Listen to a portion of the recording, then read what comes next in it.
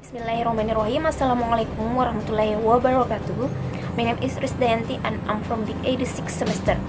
In this moment, I'm going to explain one period in the history of English literature, namely the Romantic period.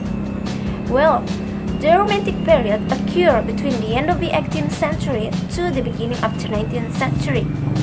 Referred to as the Romantic era because in this period its literary ideas were dominated by elements such as imagination, freedom of expression, and idealism. Literary works in this era are considered to be romantic because at the time, writer, poets, and author gave a point of emphasis on the issue of taste and feelings. According to Thorsleb Jr., Romanticism is also known to often raise themes such as liberalism, exoticism, supernaturalism, and views on nature. Some specific themes are also related to mood. The Romantic literary movement became widely in Europe as Romance, Rana Citra 2010. The starting point of a romance was the French Revolution. The French Revolution itself began in 1789 with the principle of freedom, equality, and brotherhood as coined by J.J. Rousseau. Ladies and gentlemen, the French Revolution occurred because the people could no longer stand the arbitrary action of the nobility.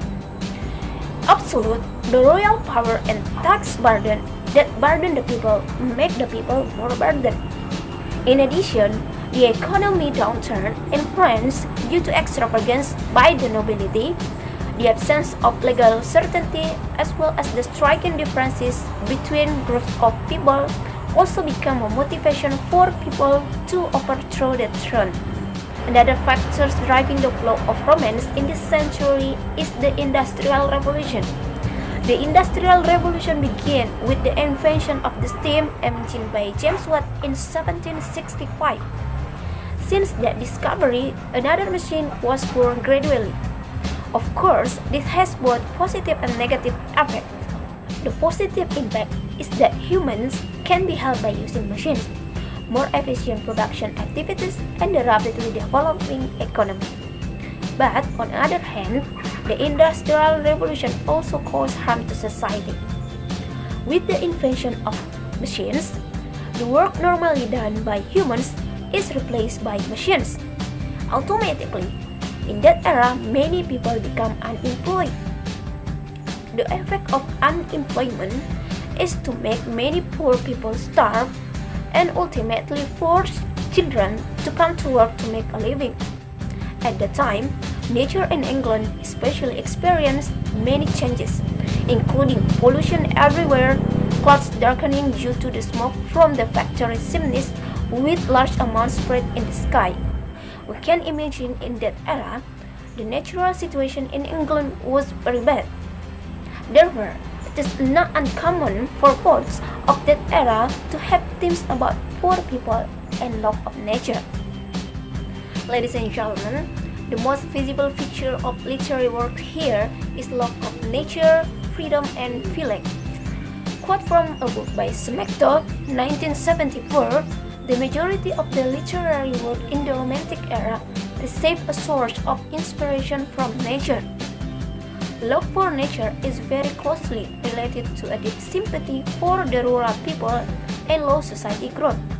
In addition, the writer here also tend to choose the material or inspiration from within the country to become their literary work. These tendencies create an interest in the past and the culture itself, as well as in the dialects of local people.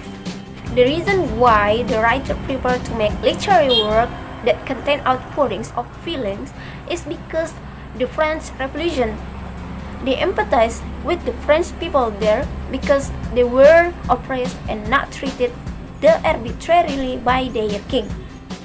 In addition, Thorsleb Jr. explained that romance was a satire of people's behaviors during the Industrial Revolution in England. Therefore, it is not uncommon for writers who use the subject of nature, love, and sympathy for the poor in this period. Well, ladies and gentlemen, I'm going to explain types of literary work in the Romantic period. Well, the first one is poetry. Types of poetry literary works flourished in this period. The first by William Wordsworth. His most exposed work is the Prelude, in content of which describes his childhood life on the Cumberland Hills. The second by Sir Walter Scott. Some of his most famous works are The Lay of the Last Minstrel and The Lady of the Lake, in the form of historical narrative poetry. And the next one by Percy B. Shelley. Her most famous work is Aleister, Our Spirit of Solitude, which hints at the anxiety of her romantic soul, revealing her failures, pursuing ideas, and hopes for tomorrow. The second type of literary work in the Romantic period is prose. Unlike poetry literary work, prose literary work developed very slowly. What is interesting in this century is the emergence of non-fiction literary works such as historical literature, biographies, criticism, and so on. Famous literary works in this era is the Essays of Elia by Charles Lamb. Lamb also wrote Tales from Shakespeare. In addition to Lamb AD, Thomas de Quincey also wrote the autobiography Confession of an English Opium Eater, then lectures on the English parts and the characters of Shakespeare's plays. Well, ladies and gentlemen, the last types of literary works in the Romantic period is drama. In this period, there were no new works of drama that were successful. Actually, there were writers who composed the drama but were unsuccessful. According to Smecto, the decline of drama is possible that the middle class doesn't value drama as an art. For middle class in that era, the house is center of all aspects of social life, so that the types of literary works that is loved is the types of literary works that can be enjoyed at home, as well as novels. Well, ladies and gentlemen, that's all my explanation about the Romantic period. Thank you for your nice attention. Wabillahi taufiq wal hidayah. Wassalamualaikum warahmatullahi wabarakatuh.